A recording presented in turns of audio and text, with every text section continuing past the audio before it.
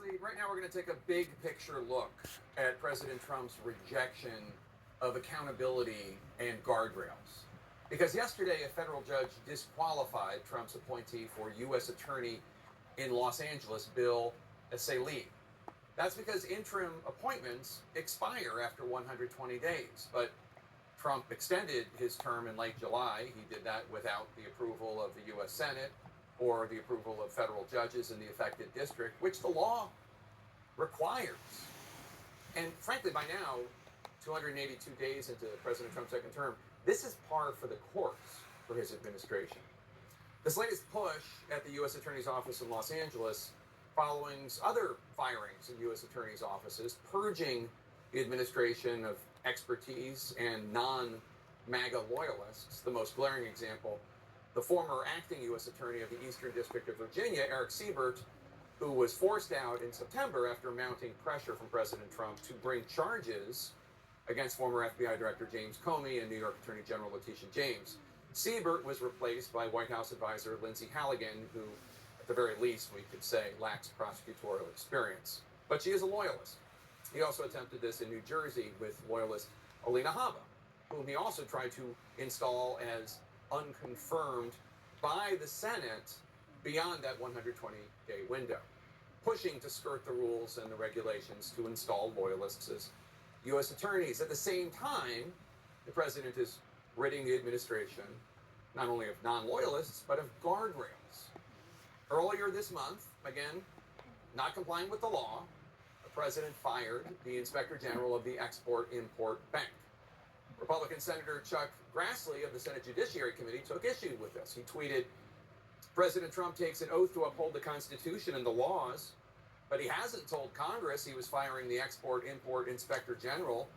The law says the president has to specifically inform Congress about Inspector General firings, and unless the courts say otherwise, that's still the law," unquote. Other than that tweet, however, we have heard nary a peep from Republicans in Congress. That Inspector General being fired follows, of course, the January firing by Trump of 17 inspectors general, whose purpose it is to seek out fraud and mismanagement in their respective federal agencies throughout the Trump administration. In February, President Trump replaced the Senate-confirmed Biden-appointed director of the Office of Government Ethics. That's the office responsible for keeping the executive branch in line with ethics laws, ethics regulations, free from financial conflicts of interest.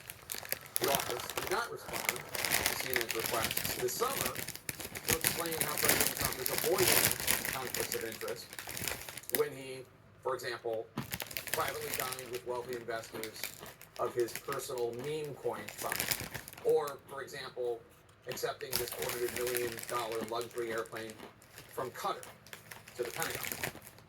In addition to nixing oversight, President Trump has gotten rid of pretty much anyone who might provide information that he doesn't like or who might otherwise stand in his way. The head of the Bureau of Labor Statistics, fired after the agency's nonpartisan jobs report numbers did not reflect perfectly on Trump's economy. The general in charge of the U.S. Defense Intelligence Agency, the DIA, fired after the agency's initial intelligence assessment of damage to Iranian nuclear sites from U.S. strikes made Trump angry. 6 members of the Commission of Fine Arts fired this week ahead of their expected review of President Trump's construction plans to move ahead with his White House ballroom, R.I.P. East Wing. President Trump is even trying to fire people who don't work for him. On Monday, he asked the U.S. Supreme Court to allow him to fire Shira Perlmutter, a top official at the Library of Congress, despite a lower court ruling that found that the official is part of the legislative branch, not the executive branch.